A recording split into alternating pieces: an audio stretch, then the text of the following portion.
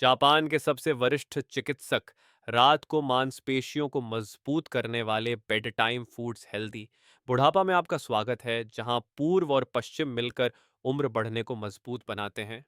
मैं doctor grant हूं और आज हम 60 वर्ष से ऊपर के किसी भी व्यक्ति के लिए एक बहुत महत्वपूर्ण विषय पर बात करेंगे। कैसे आप सोते समय अपनी मांसपेशियों को मजबूत बना सकते हैं। और मैं आज के हमारे अतिथि का नाम लेने पर गर्व महसूस कर रहा हूं, जिनका दृष्टिकोण उतना ही अनोखा और अनमोल है जितना कि वह स्वयं। जापान के सबसे वरिष्ठ चिकित्सक, 100 वर्ष से ऊपर की आयु में भी वह चल रहे हैं, काम कर रहे हैं और आधी उनकी उम्र वाले पुरुषों से मजबूत हैं। स्वागत है डॉक्टर शिगेयाकी। डॉक्टर शिगेयाकी, धन्यवाद जॉन।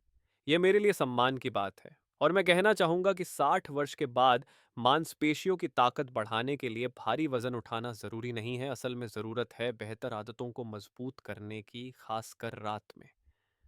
डॉक्टर ग्रांट, बहुत बढ़िया। हम सभी सोचते हैं कि वर्कआउट से पहले क्या खाना चाहिए, लेकिन आज हम बात करेंगे सोने से पहले क्या खाना चाहिए। डॉ शिगेयाकी, बिल्कुल, क्योंकि रात के समय ही शरीर मरम्मत करता है।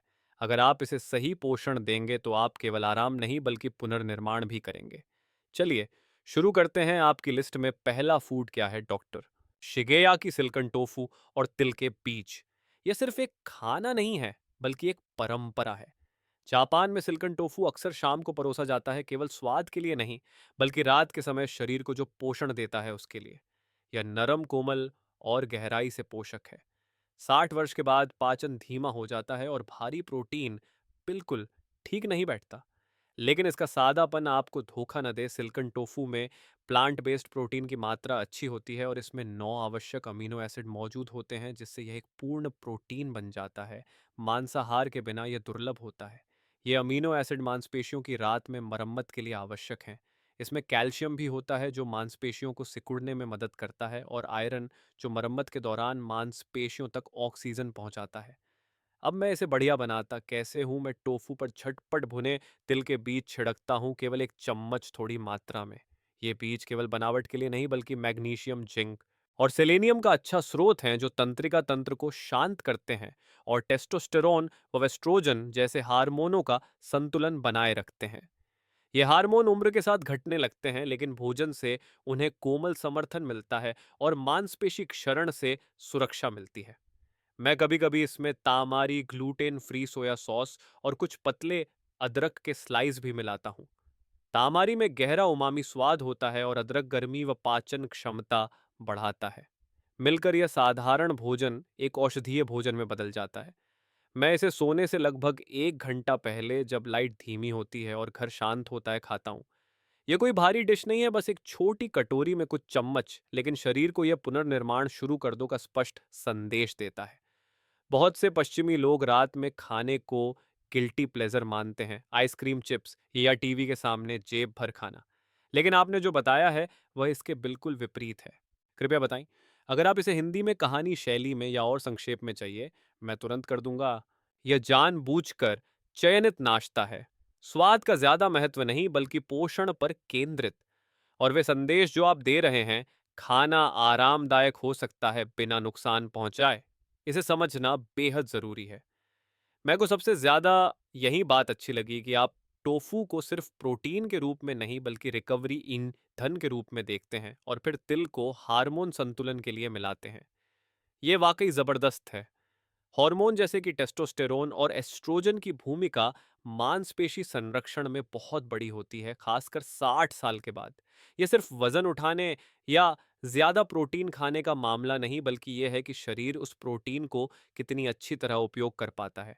आपके बताए नाश्ते में दी वार्मथ, सरल स्वाद और धीमी खपत, यह शरीर का सशक्त समर्थन है। इसके लिए धन्यवाद। अब अगला भोजन क्या है? चाचा का पसंदीदा मिसो सूप वाकामे और मशरूम के साथ। यह केवल आरामदायक भोजन नहीं बल्कि सदियों पुरानी जापानी चिकित्सा विधि है। पारंपरिक जापानी भोजन में यह पहली चीज होती है। मिसो, जो कि किण्वित सोयाबीन पेस्ट है, शोशिहे से। इसमें प्राकृतिक प्रोबायोटिक्स होते हैं जो आंतों को स्वस्थ रखते हैं और पाचन को बेहतर बनाते हैं। 60 की उम्र के बाद पाचन धीमा हो जाता है और जब गट स्वस्थ नहीं होता तो मांसपेशियां जरूरी पोषण नहीं पा पाती। मैं हमेशा कहता हूं, गट ही ताकत की चाबी है और मिसो वह ताला खोलता है। लेकिन मैं इसे केवल मिसो तक सीमित नहीं रखता। मैं इसमें वाक़ा में समुद्री शैवाल डालता हूँ, जिसमें आयोडीन, पोटेशियम और कई ट्रेस मिनरल्स होते हैं। ये मांसपेशियों को गतिविधि हेतु हाइड्रेशन और हार्मोन संतुलन प्रदान करते हैं। फिर मैं शिटाके मशरूम जोड़ता हूँ। ये केवल स्वाद नहीं बढ़ाते, बल्कि इसमें मौजूद एर्गोथियोनिन एक दुर्लभ एंटीओक्सीडेंट मांसपेशियों और नसों को ऑक्सीडेटिव तनाव से बचाता है। साथ ही इसमें बीटा ग्लूकन भी होता है, जो इम्यून सिस्टम को मजबूत करता है और सूजन घटाता है। और एक और रहस्य, एक पतली सी अदरक की स्लाइस या कुछ बूंद तिल का तेल भी मिला देता हूँ। अदरक पाचन व रक्त संचार को सुधारता है और तिल का तेल विटामिन ई व अच्छे फैट्स प्रदान करता है। लेकिन शायद सबसे महत्वपूर्ण बात यह नहीं कि बोल में क्या है, बल्कि कैसे खाया जाता है। सूप गर्म लेकिन जलन पैदा न करे। धीरे धीरे चूसना, सांस लेना शरीर को आराम व मरम्मत के पैरासिम्पथेटिक संकेत भेजता है।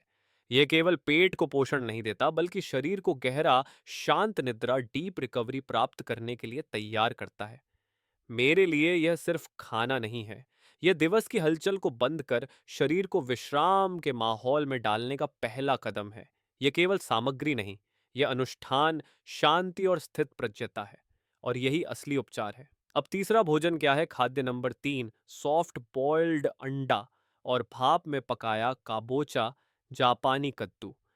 ये शायद हल्का संध्या स्नैक दिखता है, लेकिन 60 प्लस उम्र में मेरी रणनीतिक नाश्तों में यह सबसे असरदार संयोजन है। पहले अंडा, यह प्राकृतिक मल्टीविटामिन है। सॉफ्ट बॉइल्ड अंडा पूर्ण प्रोटीन प्रदान करता है, सभी आवश्यक अमीनो एसिड जो शरीर स्वयं नहीं बना सकता। और यही अमीनो एसिड मांसपेशियों की मरम्मत के बिल्डिंग ब्लॉक हैं। वो अंडा आपके न्यूरोट्रांसमीटर को भी सहारा देता है, जिससे आपकी नर्वस सिस्टम रात भर शांत, सतर्क और संतुलित बनी रहती है।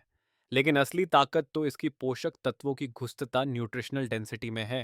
अंडे में शामिल कोलीन मस्तिष्क क्रियाशीलता और नसों के संकेत साझा करने में मदद करता है।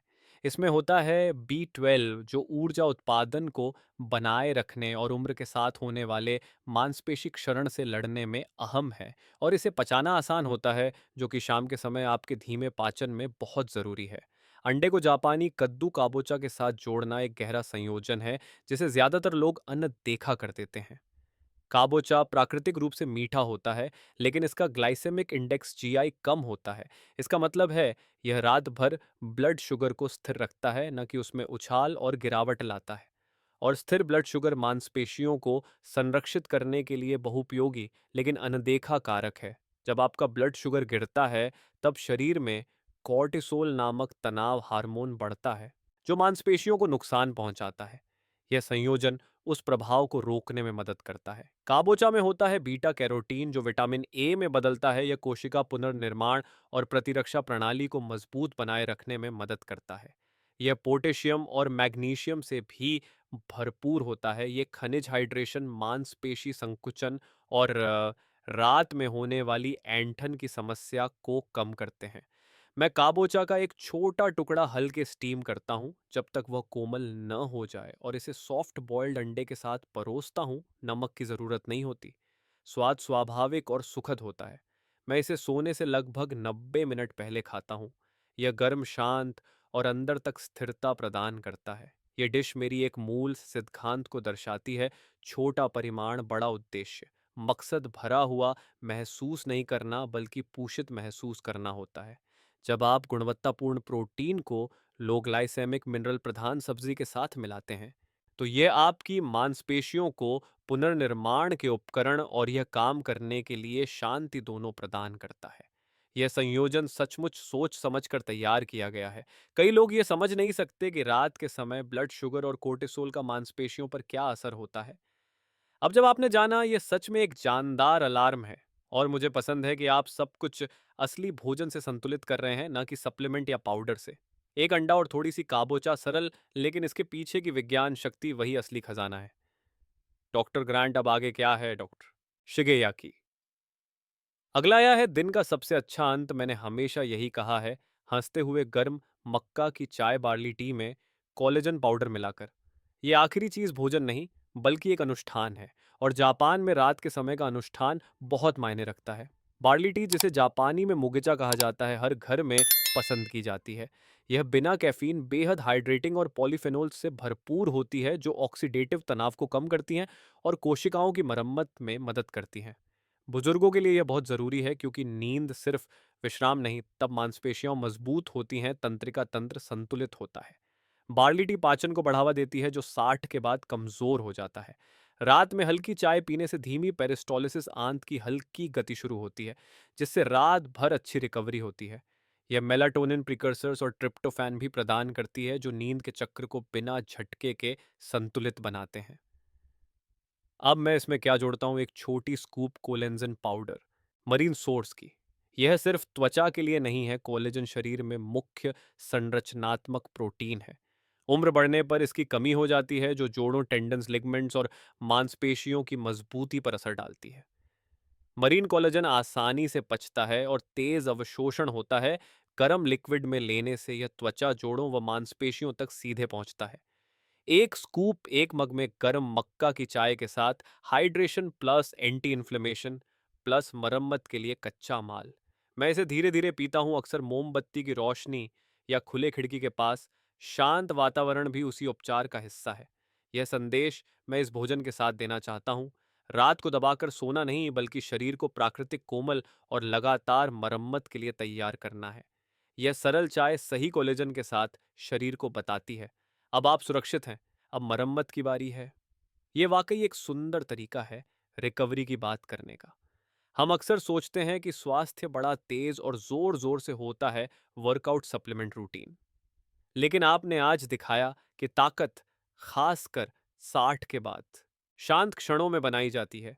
एक छोटी कटोरी टोफू, एक गर्म सूप, एक सॉफ्ट बॉइल्ड अंडा, एक हल्की चाय, हर एक शरीर को संदेश भेजता है, अब समय है ठीक होने का। डॉक्टर ग्रैंडोर हिनहारा शिगेयाकी, आपकी इतनी समझदारी के लिए धन्यवाद। क्या आप हमें अंतिम विचार देंगे, डॉक्टर शिगेयाकी? जरूर। ताकत बल से नहीं आती है, बल्कि लय से आती है।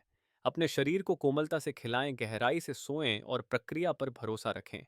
100 के बाद भी आपका शरीर सुन रहा है।